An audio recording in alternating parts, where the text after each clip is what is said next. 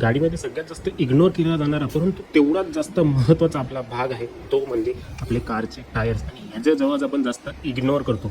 हे जर योग्य प्रकारे नसतील तर आपली गाडी योग्य प्रकारे काम अजिबात करू शकणार नाही. त्याच्यामुळे ह्याच्याजवळ लक्ष देणं खूप जास्त गरजेचं आहे आणि टाईम टू टाईम ह्याला चेंज करणं खूप जास्त गरजेचं आहे. महाराष्ट्रीयन लोक गाडी जास्त ड्राईव्ह करत नाहीत, त्यांची गाडी जास्त उभी असते. त्याच्यामुळे जास्त प्रॉब्लेम काय येतो, त्यांना वाटतं की बाबा त्यांना ही माहीत असते की हा वाला जो इथे ट्रेड आहे हे समान लेवलला आलं की आपल्याला टायर जो आहे तो चेंज करायला हवा.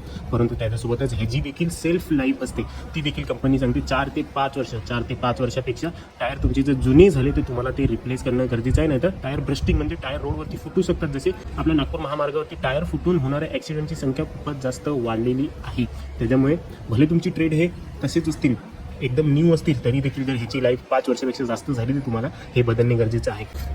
जसे माझे टायर जे ते 2017चे आहेत, परंतु माझी गाडी 2018ची आहे. आता 6 वर्ष झालेले आहेत आणि मी आता 2-3 दिवसामध्ये टायर चेंज